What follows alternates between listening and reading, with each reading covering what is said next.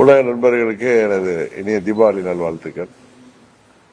இன்றைக்கு செங்கல்பட்டு தொகுதி சட்டமன்ற தொகுதி நிர்வாகிகள் ஆலோசனை கூட்டம் இங்க சிங்கப்பெருமாள் கோயில் நடைபெறுது. அது கலந்து கொள்வதா எல்லாரும் வந்திருக்கோம். வேற எதுவும் கேட்கணுமா?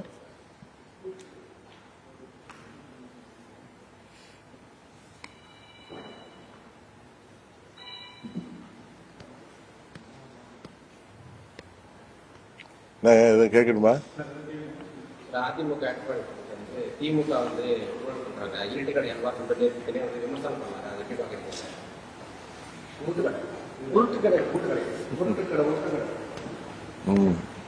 அண்ணன் பழனிசாமியா? அண்ணன் பழனிசாமி தேர்தல் இருக்குதுல, பழனிசாமி ஏதாவது பேசி ஆகணும், அதனால பேசிட்டு இருக்காரு. ஆளுங்கட்சியை எதிர்த்து எதிர்கட்சி தலைவர் பேசுகின்ற அழகு மிகவும் நன்றாக இருக்கிறது. அதுக்கு அமைச்சர்கள் கொடுக்கிற பதிலுமே ரொம்ப வேடிக்கையா இருக்கு. சொல்லு.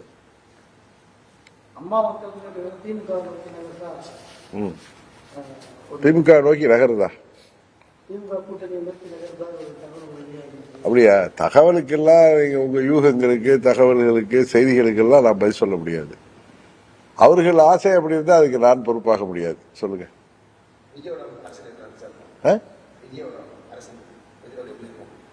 நான் ஜோசியரா?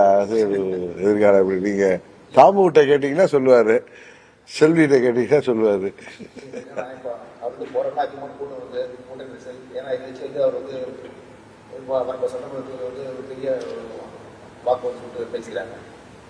பேசிக் கொள்கிறார்கள், சொல்கிறார்கள், சொல்லப்படுகிறது. இப்படிலாம் கேட்டா நான் என்ன பதில் சொல்ல முடியும்? இன்னொரு 4-5 மாசம் பொறுத்துருங்க. மே மாதத்துல தமிழ்நாட்டு மக்கள் உங்களுக்கு பதிலை தருவார்கள்.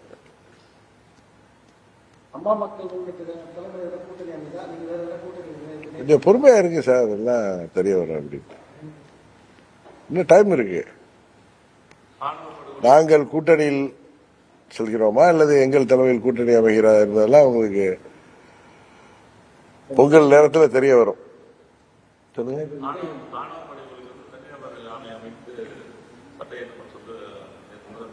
ஆமா, விசாரணை செய்திருக்காங்க. ஆமா, தமிழ்நாட்டில் இப்ப என்னதான் நம்ம கல்வி வளர்ந்திருந்தாலும் பெரியார் அவர்கள் புகட்டிய நீதிகள், அவர்கள் இந்த சமுதாயத்திற்காக போராடிய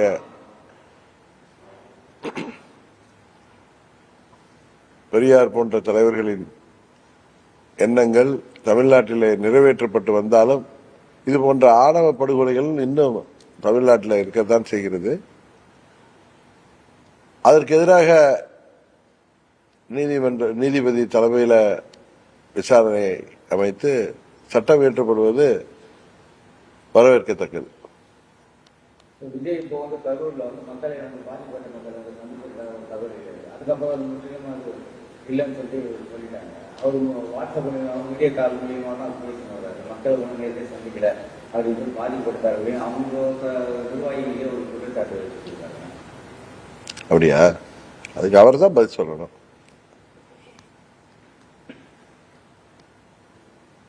மக்கள் இன்னும் கூட அவரு வெளியில வராமே வந்து பணியிலே இருக்காங்க அப்படின்ற மாதிரி இருக்காங்க. அது எப்பதான் அவர் வந்து அரசியல் பண்ண போறாரு, மக்கள் சந்திக்க போறாரு அப்படின்ற ஒரு உரை இருந்தாரு. அவங்க இல்ல, இதுக்கெல்லாம் நீங்க திரு விஜய் அவர்கள்ட்ட கேள்வி பாக்குறப்ப கேட்டாதான் அவர் பதில் சொல்லாதான் சரியா இருக்கும். விஜய் 30 பேர் இறந்துட்டாங்க, பத்திரிகையாளர் 30 பேர் இறந்துட்டாங்க, நிப்பாட்டு போறீங்க அப்படின்னு கேட்டாங்க. அப்பவே எந்த பதிலும் சொல்லாத இப்ப என்ன பதில் சொல்ல போறாரு அப்படின்றது ஒரு எதிர்பார்ப்போடு இருக்கு. சரி, நான் அவருக்காக நான் எப்படி பதில் சொல்ல முடியும்? இந்த கேள்வியில அவர்கிட்ட கேட்க வேண்டிய கேள்வி தவறான அட்ரஸ்ல கேட்கறீங்க. அவருடையமோ அவங்க கட்சியை சேர்ந்த நிர்வாகிகளிடமும் கேட்க வேண்டிய கேள்வி. இது அம்மா மக்கள் முன்னேற்ற கழகத்திட்ட வந்து கேட்டா நாங்க எப்படி பதில் சொல்ல முடியும்? சென்னையில வந்து மழை பெய்ஞ்சா பாதாள தண்ணி தேங்காதுன்னாங்க. சென்னையில குறிப்பிட்ட பல்வேறு இடத்திலையும் வேலை செய்ய வேண்டிய தண்ணி தேங்குது. அதை எப்படி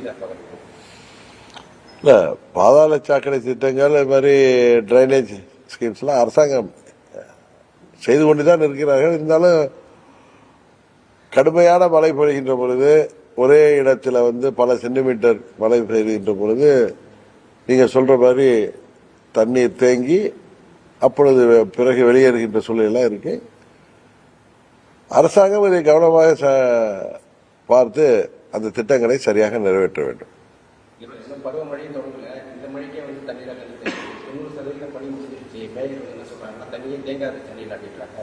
இந்த நவம்பர் மழை ஆரம்பிக்கிறதுக்கு தண்ணி தேங்குது இல்லை, இப்பவே பருவமழை ஆரம்பித்து விட்டது தானே சொல்றாங்க. 16ஆம் தேதியிலேருந்து ஆரம்பிக்கும். இப்போ 18ஆம் தேதியிலேருந்து ஐப்பசி மாதமே தொடங்குது.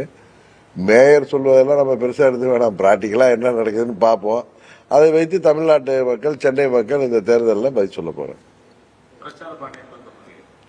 அதெல்லாம் தை மாதத்துக்கு பிறகுதான், பிப்ரவரி மாதம் ஆகிடும்.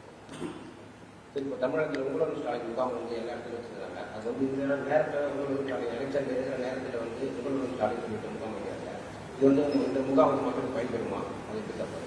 பொறுத்திருந்து பார்ப்போம் பயன் தருதான்னு. இல்லைன்னா அதை பற்றி நான் எனது கருத்தை சொல்றேன். டிசம்பர் 15ஆம் தேதியில இருந்து மண்ணை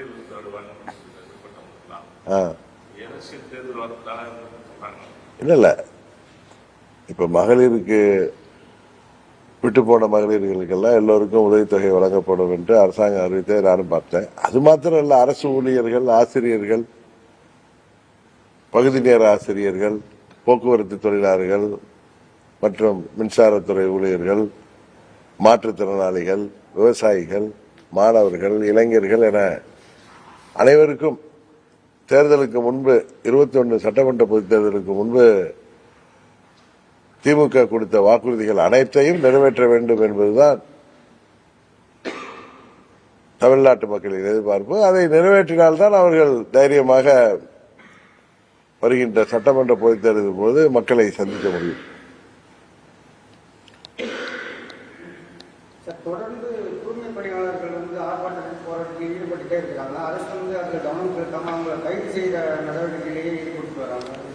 அரசாங்கம் அதை தாயுள்ளத்தோடு அவர்களை அணுகி அவர்களின் கோரிக்கைகளை முடிந்தவரை நிறைவேற்றுவதற்கு முயற்சி செய்ய வேண்டுமே தவிர அவர்களை கைது செய்வது ஒரு சரியான நடவடிக்கையாக யாரும் ஏற்றுக்கொள்ளவில்லை.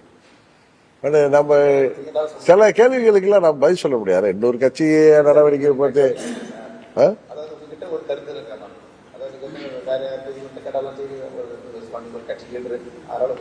கட்சியில கேட்கறது தப்பு இல்ல. நான் எதற்கு இப்ப அரசாங்கத்தை பத்தி கேட்டீங்க பதில் சொன்னேன், பழனிசாமி பத்தி பதில் சொன்னேன். அவரு விஜய் ஏன் வெளியில வரல போகல அப்படின்னு நீங்க கேட்கிறப்ப அது அந்த கேள்விக்கு நம்ம பதில் சொன்னா நல்லா இருக்காதுல்ல. அது ஒரு புதிய கட்சி.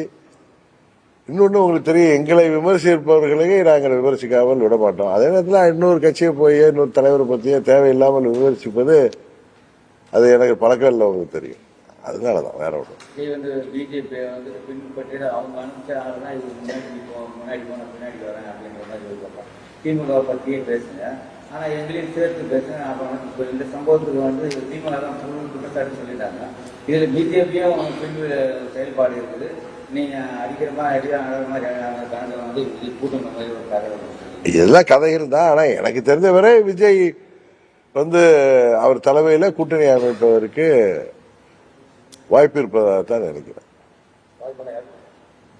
அவர் தலைமையில் ஒரு கூட்டணி தேர்தலில் போட்டியிடுவதற்கு தான் வாய்ப்பு இருப்பதாக நினைக்கிறேன். அது யாரு கூடனா அது போக போக தான் தெரியும்.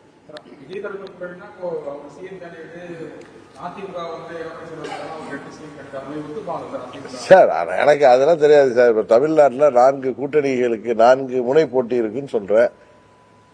திமுக தலைமையிலான கூட்டணி, என்டிஏ கூட்டணி, விஜய் தலைமையிலான ஒரு கூட்டணி, அதுபோல நண்பர் சீமான் அவர்கள் தனித்தே நிற்பேன்னு 4 முனை போட்டி உருவாகும்.